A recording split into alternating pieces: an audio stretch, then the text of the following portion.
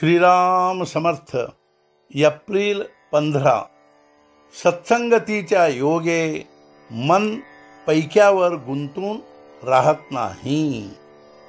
संतांमध्ये प्रचंड सामर्थ्य असते. ते बोलतील ते खरे होते. वाचा सिद्धी म्हणतात ती हीच. या सिद्धीचा उपयोग आपण सुद्धा करून घेऊ शकतो. परंतु भगवत सेवा करावी आणि त्याबद्दल पगार घ्यावा तसे हे होते.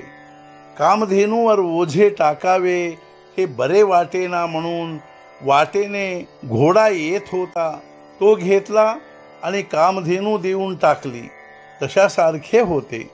जे सुख चिरकाल टिकणारे नाही ते घेऊन काय करायचे. हाडांची काडे करून स्वर्गसुख हाती आले पण कालांतराने ते नाश पावणार. मग ते घेऊन काय करायचे. पैक्यासारख्या निर्जीव वस्तूत आपले मन किती गुंतून राहते. पैसा हा भूतासारखा आहे. त्याच्याकडून काम करून घेतले तर तो फार उपयोगी आहे, पण ते न केले तर तो उरावर बसतो. आपण प्रापंचिक माणसे. आपण पैसा साठविला तर गैर नाही, पण त्याचा आधार न वाटावा. पैशाचा आधार आहे असे वाटणे म्हणजे भगवंताचा आधार नाही असे वाटणे होय. आपल्या जवळचा पैसा आपणहून कुणाला द्यावा असे मी म्हणत नाही, पण चोराने तो चोरून नेला तर रडत बसू नये, किंवा कुणी मागायला आला तर त्याला नाही म्हणू नये. त्याला काहीतरी द्यावेच. पैसा प्रपंचाला पुरेसा असावा. म्हणजे किती तर पेन्शन नसेल त्यांना रोजच्या निर्वाहापुरता असला म्हणजे पुरेसा झाला, आणि पेन्शन नसेल त्यांना साधारण मध्यम स्थितीत 10-15 वर्षे पुरेल इतका असला म्हणजे पुरेसा झाला. याला अमुक एक असा हिशेब सांगता येणार नाही. आपल्या प्रपंचाला जेवढा जरूर आहे तेवढा पैसा आपल्याला मिळाला की बस झाले. श्रीमंतीला पुष्कळ पैसा लागतो असे थोडेच आहे. आपल्याला अडचण नाही पडली की आपली श्रीमंतीच आहे.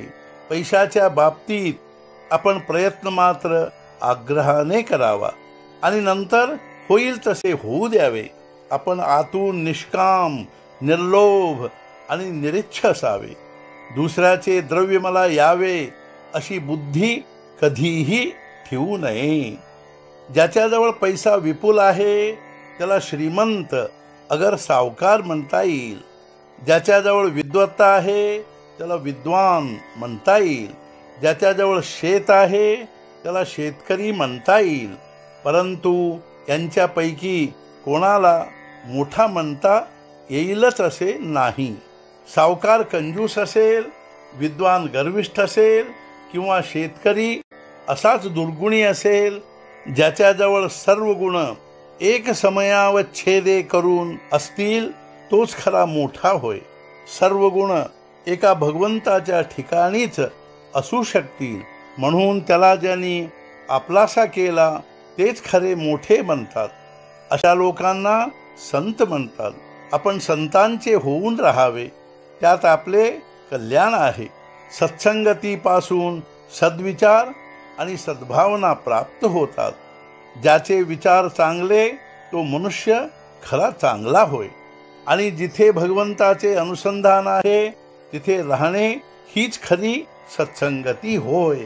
आजचा मुख्य विचार. पैशाचे नाव अर्थ, पण तो करतो मोठा अनर्थ. सद्गुरुनाथ महाराज की जय. जय जय रघुवीर समर्थ.